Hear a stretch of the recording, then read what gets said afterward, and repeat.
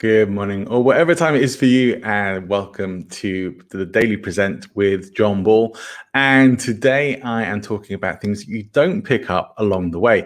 And in my experience, people, especially as they rise up in businesses that they may be in, are just expected to know how to do certain things. I don't know if you've ever been in a company or an organization or even a club where there's a way of doing things, and other people seem to know what it is, and nobody actually tells you or teaches you how to do it. You're just expected to pick it up along the way, and maybe at some point you do, but until then, if you do ever, you are left wondering what you're missing out and why nobody is actually showing you the way. So that's what I'm talking about today, what you don't pick up along the way. See you after the titles.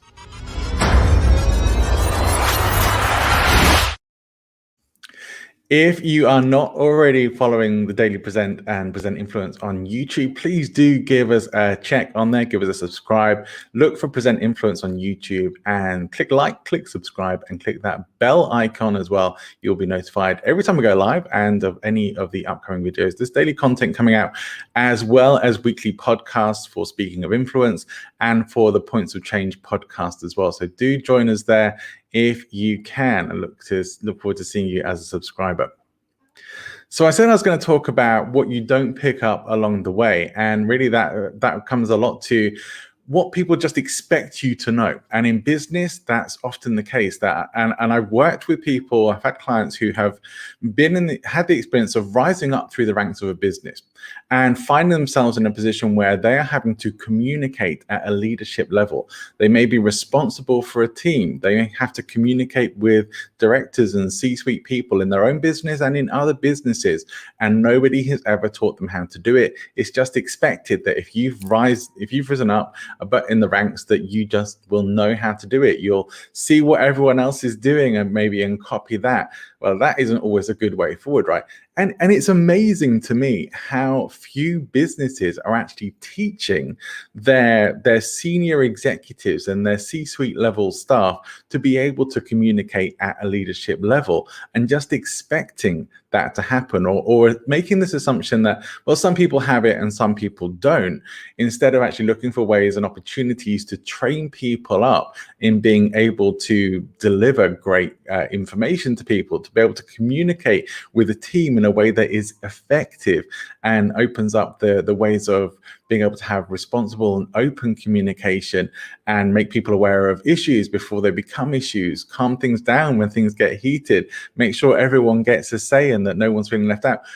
I've been reading a really fascinating book, and it's called The Language of Leadership. I'll have to look up the author for you, but it's the same author of a book called Turn the Ship Around, and I might see if I can find it whilst we're having a chat. But the thing that's been interesting about that is just how much, like, even hierarchies and the systems within a business affect the way people react and respond in that.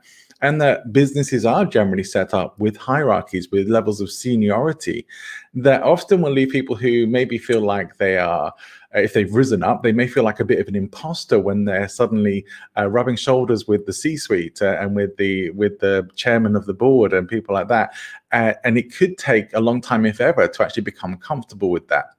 There is also this tendency to this, like, what can we call it, an archetype in business, that great business people are super hard-nosed and really rough. I say rough is the wrong word, but aggressive. They're go-getters. They are type A personalities, overachievers, and they don't take any crap from anybody. They just always want to hit it, and if you don't do it, they'll chew you out. This is a really negative archetype and a really toxic archetype in business that actually needs to go. But when people are seeing it in the companies and corporations that they're in, there is this association between that archetype and power. But to be honest with you, in my opinion, that is an insecure person's idea of what power is. If you have to chew people out or scream to be heard or make somebody feel completely worthless in order to try and get your point across, that is really poor management. And it doesn't have to be that way. And often it could just be because the person's an asshole, but it could be because they just haven't been trained in how to communicate effectively and get the best results. Now, if it's up to me, I would say let's try and take that archetype out of business altogether. And I know many people are doing that, and business is becoming a lot more ethical, conscientious in general. But until we get to that, it's down to us to try and make the point that people do actually need to be trained in effective communication. And it's really damaging to a business if you've got a hothead at the top or near the top of a business, or someone who is narcissistic and controlling, that they are calling the shots and they're just going to make sure that they're taken care of. And the whole system of the business is set up in a way that people under them, or the people who realize what's really going on, don't always feel empowered to be able to communicate that, and often will end up being resentful, leaving the business, or end up getting forced out by people who have their own agendas to serve. So the cure for this, I think, is actually better communication. I was lucky enough to work with a client called Martin, and there's a nice testimonial from Martin on my website and my LinkedIn profile as well. And Martin was in this kind of situation where he was in a business where he hadn't been shown how to communicate with people. Like, he had risen up through the ranks of the business that he was in, hadn't been taught how to communicate effectively with a team, and didn't really know how to do that. Didn't really know how to communicate effectively with the other C-suite members of the board as well, or with people who are on a similar level in other countries. Like, how do you conduct these conversations and make sure everything is being communicated effectively, being understood, and that you can do it in a way that is authoritative and keeps you established with your credibility and your reputation, but also is a way that is open and communicative and says, hey, you can talk to me, and let's be honest, we are in business, and we are looking to make good things happen, and really also to be able to point out when things aren't good without fear of someone coming down on you like a ton of bricks, to be able to actually say honestly what's going on, not having to walk on eggshells around somebody's ego, which I think is super important. And these are the kinds of things that can and have brought down many businesses, people's egos, and this sort of idea, or this toxic idea of archetype of what a business person should be, which, if you really examine it, the sort of typical archetype of a business person is a sociopath. And that's the unfortunate reality, and that's what we need to get away from. I'm not saying you have to become suddenly a tree-hugging empath, but certainly you need to get a bit more emotional intelligence into the way that you communicate, and we do need to take out these sociopathic elements in the business, or if we can, reform them if we possibly can, to make sure, because they will just work for themselves and won't really care so much about what gets damaged or who gets hurt along the way. That is not power. That is not ethical leadership. And I think the way things are going, and that's much what we're moving through to.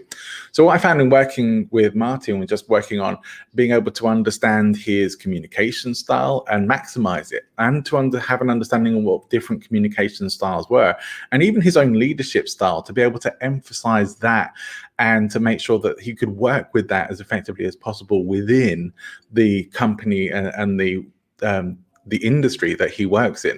That was all super important. Being able to understand how to have solid conversations, to make sure that you're understood, to use language that's appropriate, to check in with your state management, to be able to hold things at the right kind of level and stay professional about everything, to have a check in with your emotional intelligence and make sure you're feeling the right way about things that are going on, or that if you're not happy, that you can figure a way to communicate that in a way that isn't just complaining, but is actually we can make things better and working towards positive outcomes.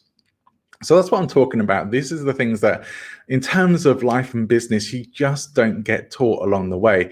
And communication skills, it may not seem like it's one of the most important elements of being able to be successful in business, but in reality it is. And the better you can communicate, and if you look at some of the most successful business people, the most well-known business people, they are nearly all great communicators. nearly all great at being able to speak.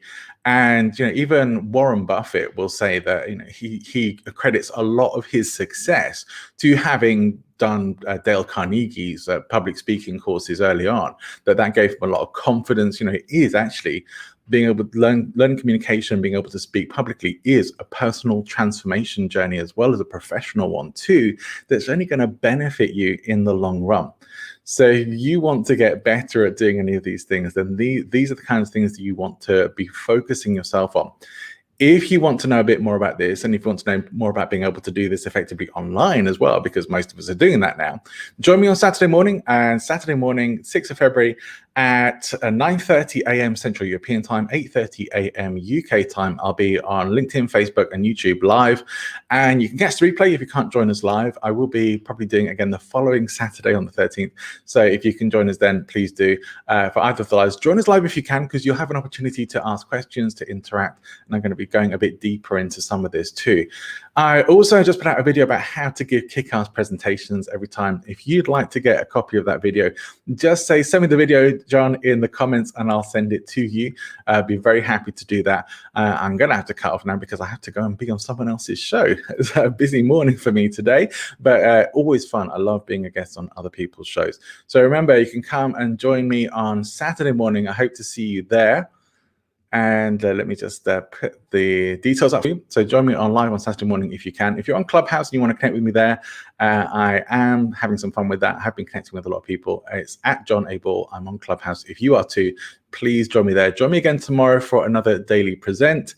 And I think I'm going to be talking about some of the stuff I'm reading at the moment tomorrow. So join me for that because I love talking about books. I love talking about learning. Join me on Saturday morning if you possibly can. And if you want that video about giving kick-ass presentations, drop me a note in the comments and I will send it over to you. All right, that's it for today. See you again tomorrow.